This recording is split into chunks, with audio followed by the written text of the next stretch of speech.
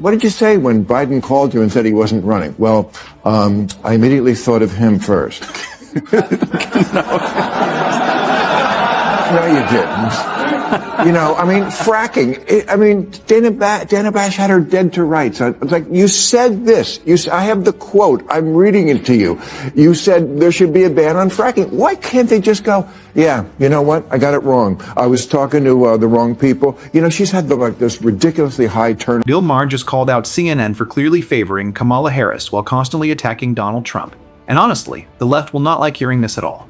The outspoken host criticized the network for obvious bias and for twisting stories to defend Democrats, saying that's a big reason Harris failed badly. Maher's criticism of CNN isn't mild, it's one of his strongest attacks in years. He didn't hold back this time. Get ready because this will sting. If you haven't subscribed yet, go ahead and do that, and let's dive in. CNN is the place where both sides can watch. And I'm talking about the people on CNN. And what I know what the conservative side of America thinks, and I don't blame them. They were just gushing about how great a speech it was. And I think she did fine. I didn't think it was as good as they were making it out. If you remember, CNN almost celebrated every time Kamala Harris delivered even a slightly clear sentence. A simple, "we must do better," suddenly became some groundbreaking plan. They analyzed it from every direction like she had solved world peace. Analysts, professors, and endless commentators were brought in to convince viewers she was political genius reborn. The woman with all the answers. Spoiler alert, she wasn't. And this is where Maher shocked people. He openly criticized their shameless fan behavior. He called it exactly what it was: desperate, misleading, and embarrassing.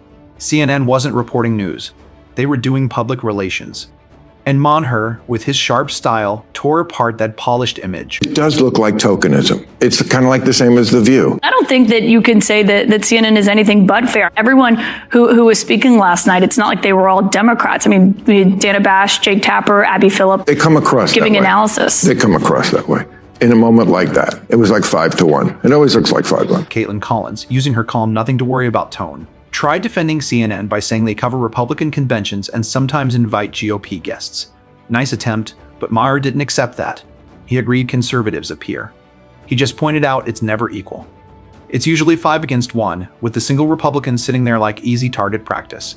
Then Maher made a harsh comparison. He said CNN's setup looks like The View. Ouch! A network claiming serious journalism now runs panels that feel like daytime talk television, where one conservative gets surrounded, laughed at, and overwhelmed by a group of liberals. Conservatives do not trust CNN because it is so staunchly anti-Trump. He's not wrong, because they'll put on people like Adam Kinzinger or Anna Navarro, George Conway, and call them Republicans, or pretend that's being balanced by putting them on by saying, oh, see, these conservatives don't even like Trump. Only Scott Jennings over there can be called a conservative. And Maher is right. It's almost always 5-1 on shows they portray as news programs. Many people don't trust CNN, and it's not hard to understand why. Their version of balance often feels like tokenism, bringing in Republicans who struggle to argue or barely represent conservative views. These GOP voices aren't really there to challenge anything. They feel like props placed so the liberal panel can score easy points. That fake structure frustrates Bill Maher deeply. And honestly, it drives viewers away too. People recognize when discussions are controlled. That's why conservatives and many independents choose to watch something else. CNN isn't offering real debate. It's presenting political theater. Do you have the time? Your answer is not, I do.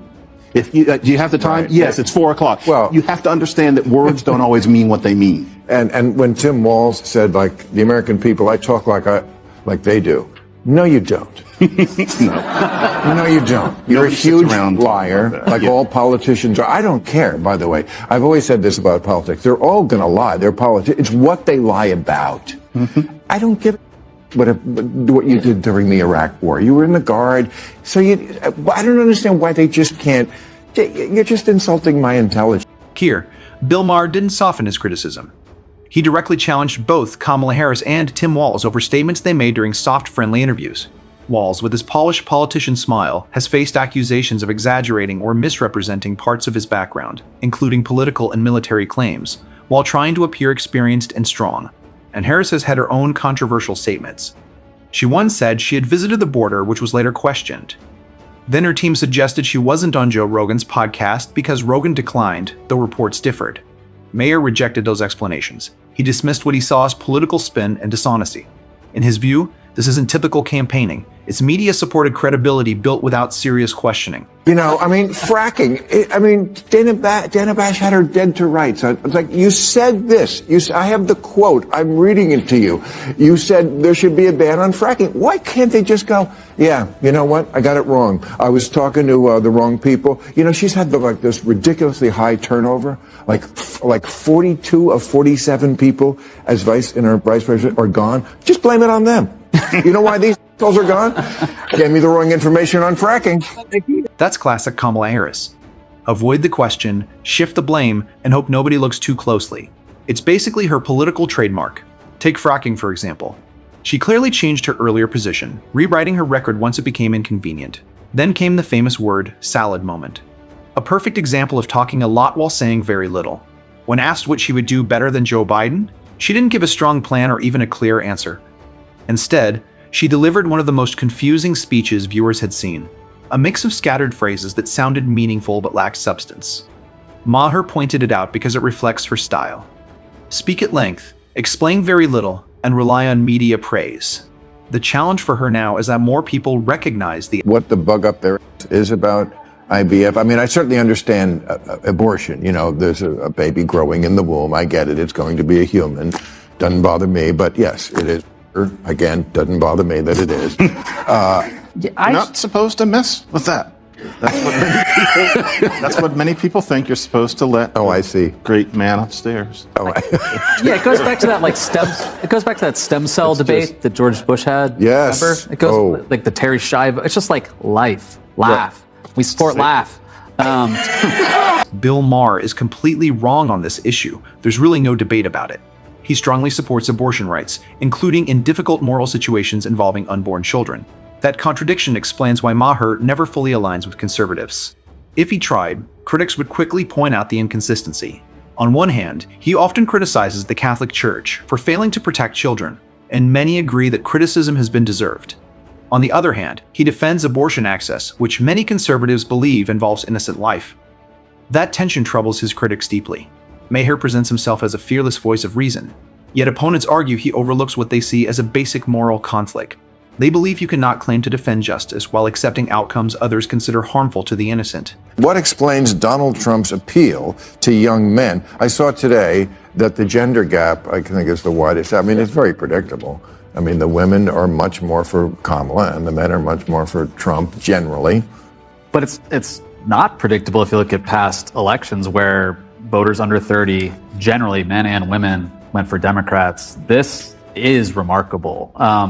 I think to explain it... Wait, you're talking about under 30? Yeah, the under 30 What's going gender on gap is very different than past elections. In 20... Bigger? Much bigger. Kamala Harris is losing support from young men, a group that once leaned Democratic in recent elections. And the reasons aren't especially complicated. Many young men feel disconnected from messaging they believe overlooks or criticizes them. Instead of adjusting strategy, Harris stayed with familiar approaches.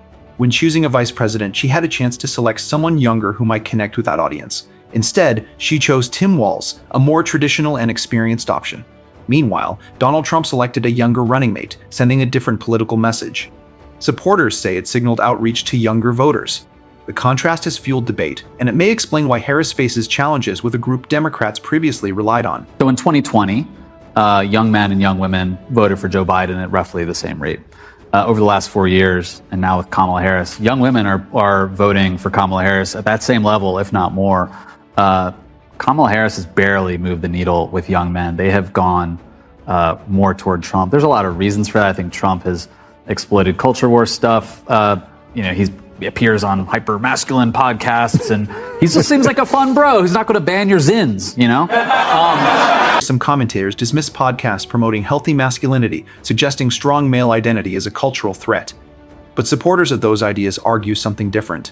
They believe confident, responsible men contribute to stable families and communities. Critics of current progressive messaging say it sometimes weakens that sense of purpose. In both 2016 and 2020, millions voted for Donald Trump, a candidate who projected strength and resistance to cultural change. For many voters, those elections reflected more than policy differences. They felt like statements about identity and values. Some Americans rejected the idea that masculinity is inherently harmful. They wanted leadership that felt firm and confident. Whether critics approve or not, that desire for strength and leadership remains a visible force in politics. This could actually be, this is a real issue for Kamala Harris, though. Like, this could be fatal for her campaign. So if Democrats need to win 60% of the youth vote to win the White House.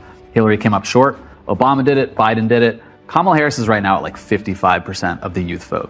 If she doesn't get to 60, she could lose the election. And it's because young men, Gen Z men, are breaking. Kamala Harris faces serious political risk if she cannot rebuild trust with young male voters. This is not a small concern. It could significantly affect her campaign. Once considered a reliable Democratic group, many young men now express frustration and doubt. Some believe party messaging has overlooked their concerns or criticized traditional male roles. But Harris must regain support. She may need to rethink parts of her platform and tone. That could include addressing concerns about identity, opportunity, and respect. Without adjustments, critics argue she will continue losing ground with that audience. As Election Day approaches, that shift could matter.